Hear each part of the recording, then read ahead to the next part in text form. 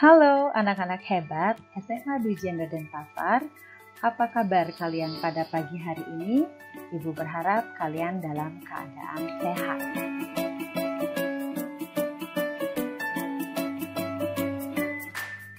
Bagaimanakah caranya menentukan perubahan entalpi reaksi?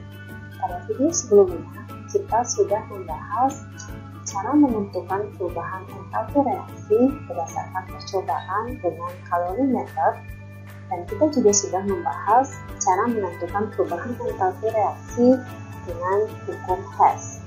Pada video kali ini, kita akan membahas perubahan entalpi berdasarkan data entalpi pembentukan standar dan energi ikatan rata-rata.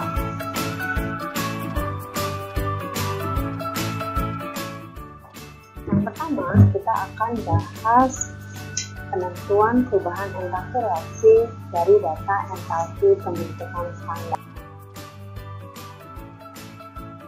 Perlu diketahui, setiap reaksi dari unsur-unsur menjadi senyawa itu namanya reaksi pembentukan. Nah, reaksi pembentukan ini mempunyai entalpi pembentukan standar yang masing-masing nilainya diketahui. Jadi sebelumnya kita sudah bahas tentang entalpi pembentukan standar yang dilambangkan dengan delta H0F. Di sini Ibu tampilkan data delta H0F dari beberapa unsur dan senyawa. Yang perlu kalian ingat adalah harga delta H0F dari unsur bebas adalah 0. Ketika kita mau menghitung entalpi suatu reaksi, kita bisa menggunakan data tersebut. Artinya, kita bisa menggunakan entalpi pembentukan masing-masing senyawa yang terlibat dalam suatu reaksi.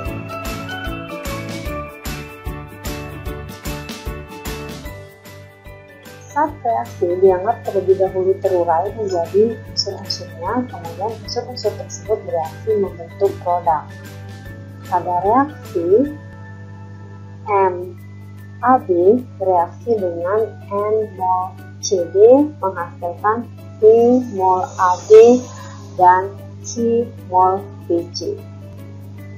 Harga delta H reaksi dapat dihitung dari jumlah delta H0 produk dikurangi dengan jumlah delta H0 reaktan. Di sini bisa kita hitung dari koefisien dari produk, jadi P dikalikan dengan harga delta H0F AD ditambah dengan Q dikalikan dengan delta H0F BC dikurangi M dikali delta H0F AD ditambah dengan N dikalikan delta H0F CD. Bagaimanakah caranya kita menghitung perubahan entalpi berdasarkan perubahan entalpi standarnya?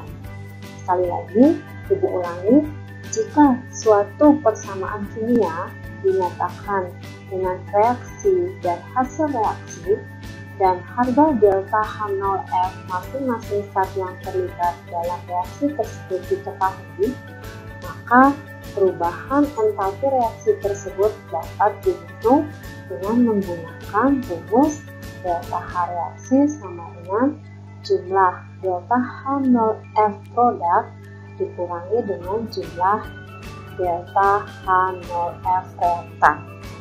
Contohnya, diketahui harga delta H0F C2H5OH adalah min 266 kJ.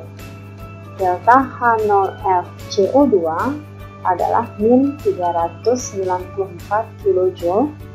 Delta H0F H2O adalah min 286 kJ. Hitunglah besar delta H reaksi C2H5OH ditambah 3O2 menghasilkan 2CO2 ditambah 3H2O. Nah, caranya yang pertama itu adalah kita tentukan dulu yang mana produk dan yang mana reaktan. Jadi produknya adalah CO2 dan H2O, reaktan adalah C2H5OH ditambah 3O2. Jadi rumusnya adalah delta H reaksi sama dengan jumlah delta H0F produk dikurangi dengan jumlah delta H0F reaktan. Di sini produknya koefisiennya adalah 2 dikali dengan delta H0F CO2 ditambah dengan 3 dikali dengan delta H0F H2O dikurangi dengan 1 dikali delta H0F C2H5OH ditambah dengan 3 delta H0F O2. Kemudian kita masukkan masing-masing harga delta H0F. Jadi di sana 2 dikali min 394 ditambah 3 dikali min 286 dikurangi dengan 266 ditambah 3 dikali 0. Jadi unsur bebas delta H0F-nya adalah 0. Di sini unsur bebasnya adalah O2. Jadi diperoleh delta H reaksi adalah sebesar min 1380 kJ. Untuk soal yang kedua, perhatikan data entalpi pembentukan standar delta H0F beberapa senyawa sebagai berikut. Saat untuk CO2, delta H0F-nya adalah D kJ per mol. Untuk H2O, delta H0F-nya adalah C kJ per mol. Jika diketahui delta H pembakaran gas C4H8 adalah min A kJ per mol, tentukan entalpi pembentukan standar dari gas C4H8. Jadi langkah yang pertama itu adalah kita buat pertama persamaan termokimia pembakaran gas C4H8. Jadi di sini C4H8 dibakar, itu artinya direaksikan dengan oksigen menghasilkan CO2 dan H2O. Kemudian kita setarakan persamaan reaksinya. Jadi jumlah atom di ruas kiri harus sama dengan jumlah atom di ruas kanan. Kemudian persamaan termokimianya kita tulis harga delta H-nya. Ya, jadi delta H-nya itu adalah A kJ per mol. Nah, berikutnya kita tuliskan rumusnya. Jadi delta H sama dengan jumlah delta H0F produk dikurangi dengan jumlah delta H0F reaktan.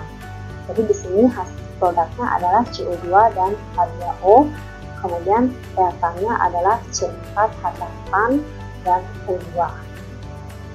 Nah, kemudian kita hitung 4 dikali dengan delta H0F CO2 ditambah dengan 4 dikali delta H0F H2O dikurangi dengan 1 dikali delta H0F C4H8 ditambah dengan 6 dikali delta H0F O2. Nah, kemudian kita masukkan. Jadi nilai dari delta H itu adalah min A kJ per mol. Jadi kita tuliskan di sana min A. Ya. Kemudian sama dengan 4 dikali delta H0F CO2 itu adalah B ditambah dengan 4 dikali delta H0F H2O adalah C, kemudian dikurangi dengan 1 dikali delta H0F C4H8, ini yang kita cari, ditambah dengan 6 dikali delta H0F O2, ini adalah unsur bebas. Nah, jadi bisa kita masukkan ke dalam persamaan. Jadi diperoleh delta H0F C4H8 itu adalah A ditambah dengan 4B ditambah dengan 4J kJ per mol. Sekali lagi, delta H0F dari C4H8 itu adalah A ditambah 4B ditambah 4C kJ per mol.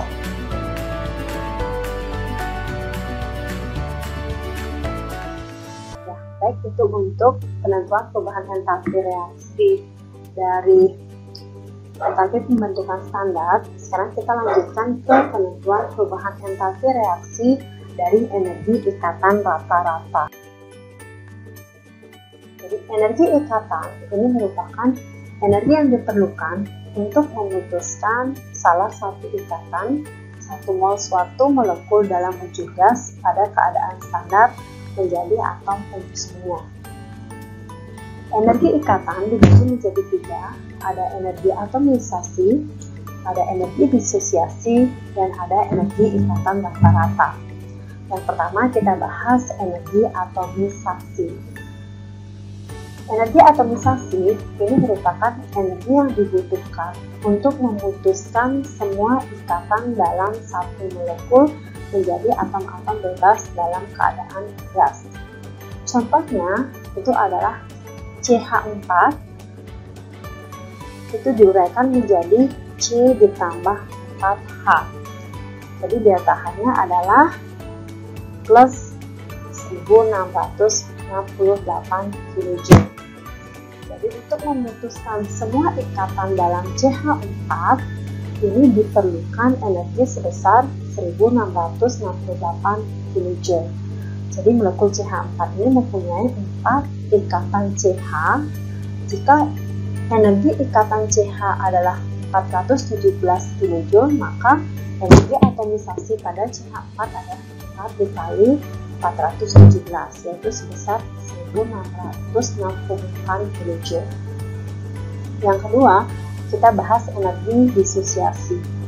Energi disosiasi itu adalah energi yang dibutuhkan untuk memutuskan salah satu ikatan yang terdapat dalam suatu molekul atau senyawa dalam keadaan gas. Contohnya adalah CH4 itu diuraikan menjadi CH3 ditambah dengan H. Delta H-nya adalah 431 kJ. Ini artinya energi ikatan untuk memutuskan satu atom H dari molekul CH4 itu diperlukan energi sebesar 431 kJ. Yang ketiga adalah energi ikatan rata-rata. Ini merupakan energi yang dibutuhkan untuk memutuskan ikatan atom-atom pada suatu senyawa. Energi ikatan rata-rata ini merupakan perubahan entalpi atau delta H dapat ditentukan dari selisih energi ikatan rata-rata antara reaksi dengan produk. Nah, reaksi kimia antar molekul ini dianggap melalui 2 tahapan. Yang pertama, menguraikan senyawa menjadi unsurnya. Yang kedua, mengubah unsur menjadi atom gas. Nah, delta H reaksi itu bisa kita hitung dari jumlah energi pemutusan ikatan dikurangi dengan jumlah energi pembentukan ikatan. Jadi di sini energi ikatan itu sudah diketahui. Jadi di sini Ibu tampilkan beberapa contoh jumlah energi ikatan rata-rata. Ya, contoh soalnya diketahui energi ikatan rata-rata sebagai berikut. Jadi energi ikatan rata-rata C dengan C ikatan tunggal itu adalah 348 kJ per mol. Energi ikatan rata-rata C dengan C ikatan rangkap 2 itu adalah 614 kJ per mol. Energi ikatan rata-rata H dengan H itu adalah 436 kJ per mol. Hitunglah energi ikatan CH menurut reaksi C2H6 diuraikan menjadi C2H4 ditambah dengan H2. Delta H-nya adalah plus 124 kJ per mol. Jadi dari reaksi ini diperlukan kalori sebesar 124 kJ per mol. Nah, langkah yang pertama itu adalah kita harus menuliskan rumus strukturnya. Jadi C2H6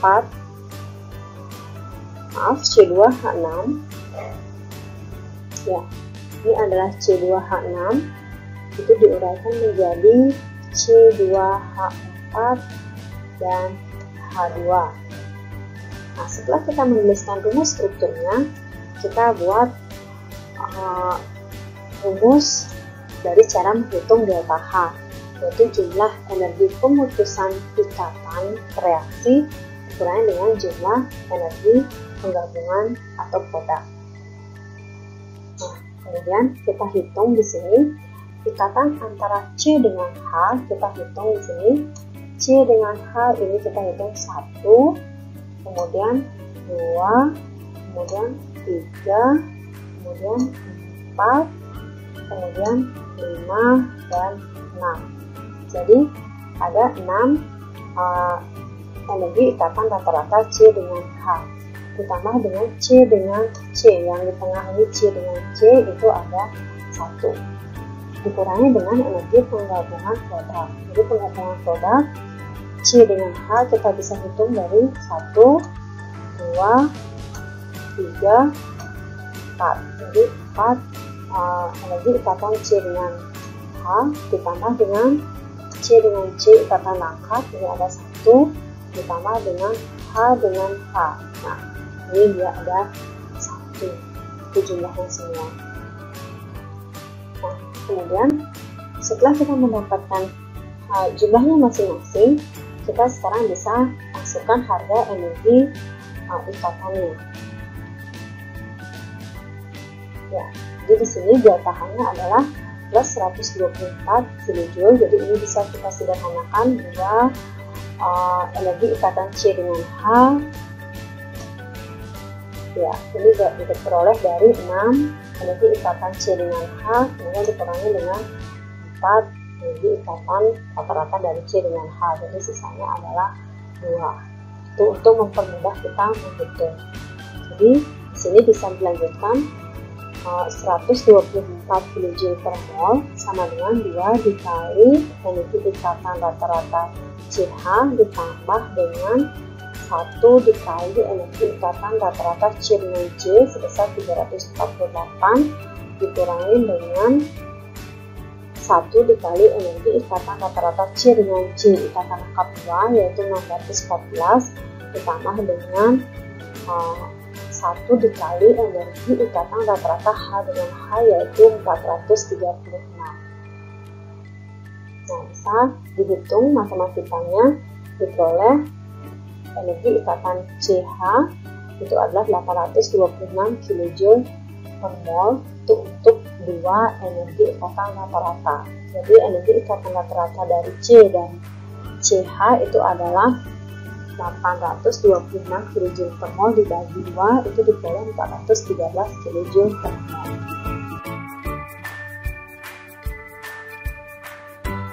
Untuk menguji pemahaman kalian, silahkan kalian kerjakan soal berikut.